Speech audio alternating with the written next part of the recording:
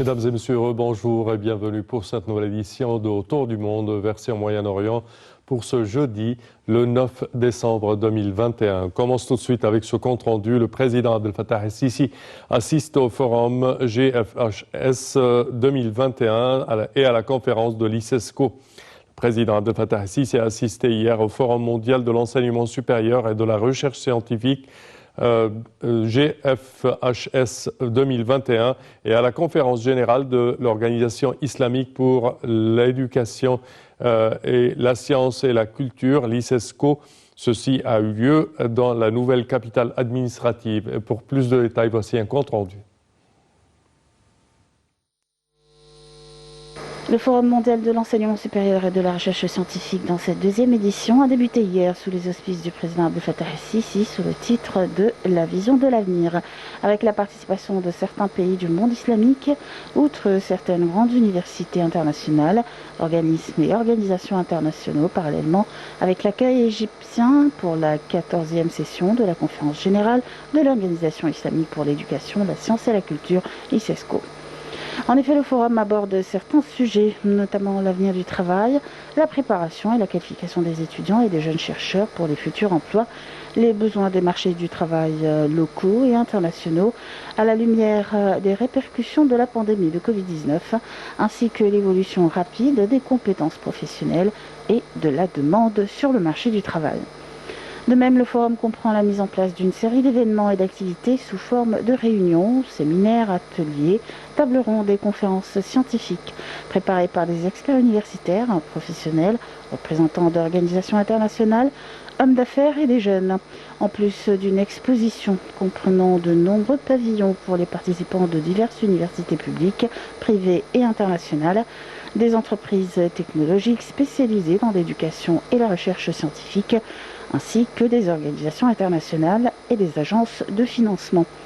Le Forum mondial sur l'enseignement supérieur et la recherche scientifique se tient cette année en harmonie avec la 14e session de la conférence générale de l'ICESCO sous les auspices du président Abdel Fattah el-Sisi avec la participation de 49 États membres de l'organisation.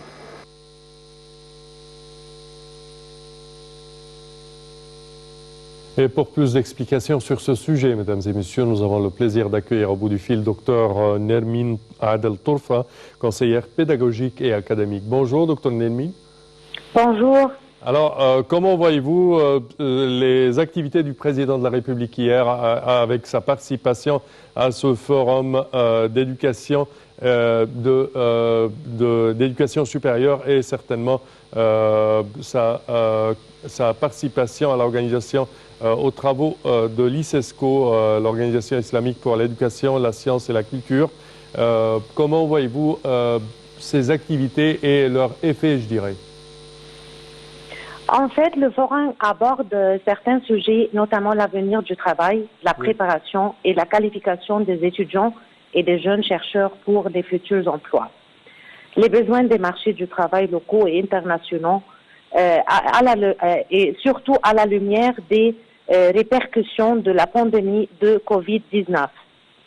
On ne peut pas négliger ni oublier aussi qu'il y avait des réalisations de l'enseignement et de la recherche scientifique depuis l'arrivée du président Abdel Fattah el-Sisi au pouvoir. Il y avait quelques étapes qui sont claires, qui sont très très efficaces dans le domaine de l'enseignement et de la recherche scientifique. Le secteur de l'enseignement supérieur et de la recherche scientifique ont été témoins au cours durant les 6 dernières années de diverses réalisations dans un certain nombre de domaines qui ont permis de promouvoir le système d'enseignement supérieur et améliorer le niveau académique des universités et des instituts de recherche égyptiens. En ce qui concerne les universités, on peut trouver presque 27 universités, soit d'une augmentation de 4 universités par rapport à 2014-2015 et dans plusieurs d'autres domaines. Il y avait une augmentation de 93 facultés entre 2014 et 2015. La création de 180 nouveaux programmes dans le champ de la coopération internationale dans le domaine de l'éducation. Voilà, par exemple, il y avait une création de 35 universités privées, c'est-à-dire presque entre 15 et 17 universités par rapport à la situation entre 2014 et 2015. Oui. Comme l'université de Bani Souef, Port Saïd, c'est-à-dire 6 octobre, Bourg Al Arab, Nouveau Luxor et Assiout. Oui. Également... Voilà, hier était le forum de la recherche scientifique, et c'est-à-dire que vous venez de parler, la nouvelle capitale administrative, où il y a quelques points. On ne peut pas négliger les points essentiels à travers lesquels... Je dois vous interrompre, Dr Nermine. À présent, il y a l'appel à la prière.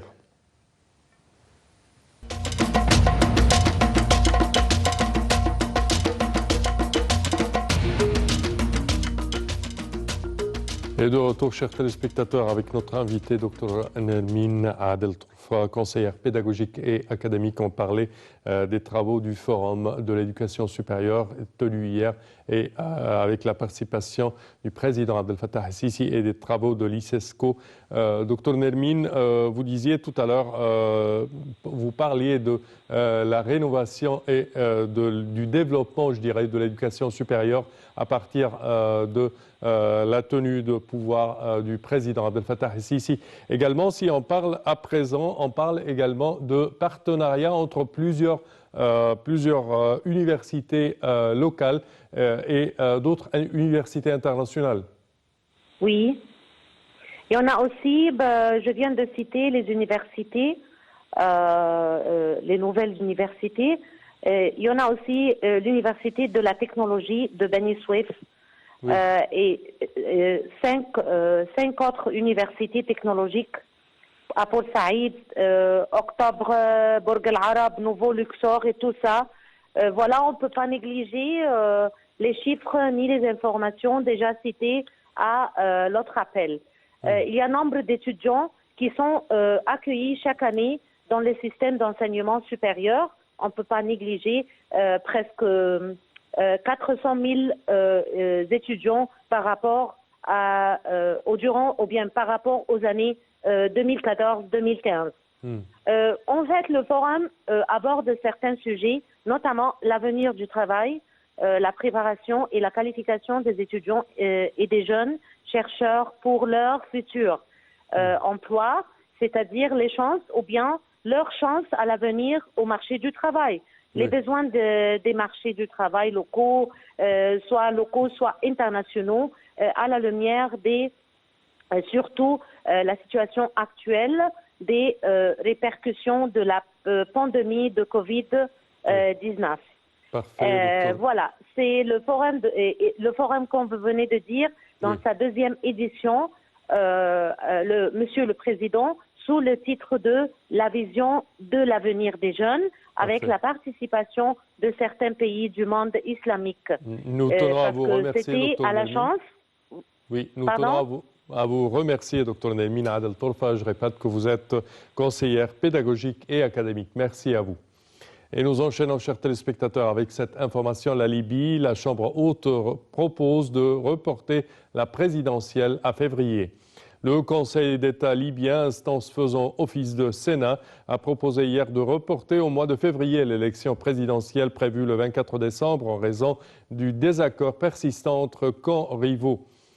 Au cours d'une conférence de presse à Tripoli, le premier vice-président du Haut Conseil d'État, Omar Boucha, a déclaré que le processus politique tout entier risque d'être zappé en cas de tenue de la présidentielle à la date prévue en raison des tensions, de la méfiance entre les partis et des ingérences étrangères, ajoutant que si l'élection se tient bien le 24 décembre, les résultats ne seraient pas acceptés.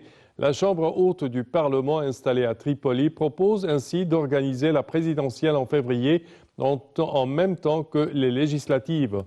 Le HCE propose la tenue d'élections présidentielles sous forme de liste, chaque liste étant composée de 4 noms, le président du Conseil présidentiel, ses 2 adjoints et un Premier ministre.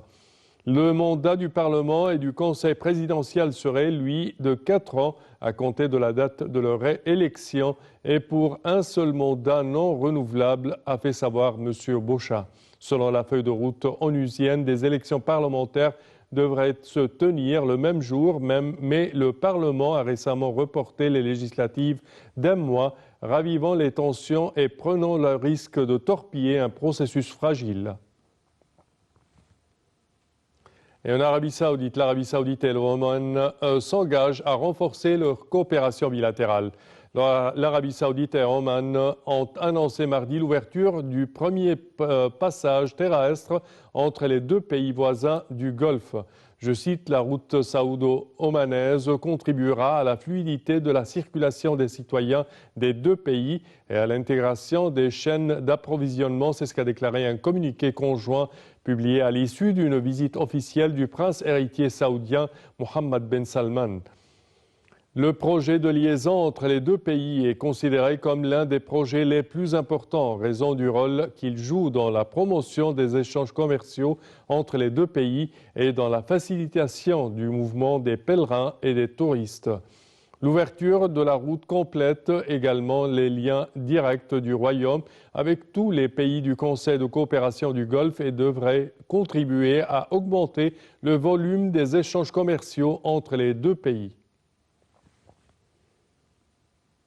Et nous passons en Irak, 4 civils tués dans l'explosion d'une moto piégée. En Irak, au moins 4 civils ont été tués et 4 autres blessés mardi dans l'explosion d'une moto piégée près d'un hôpital dans le centre de Bassora, grande ville dans le sud irakien.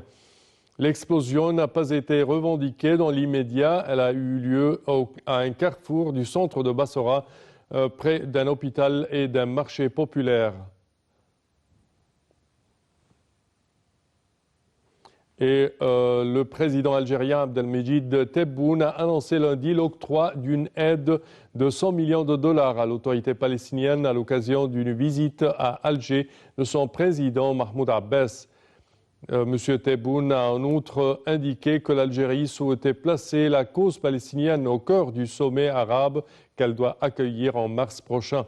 Il a par ailleurs annoncé, selon les médias algériens, que son pays envisageait d'accueillir prochainement une conférence regroupant toutes les factions palestiniennes, une initiative destinée à favoriser une réconciliation entre le Fatah et le Hamas.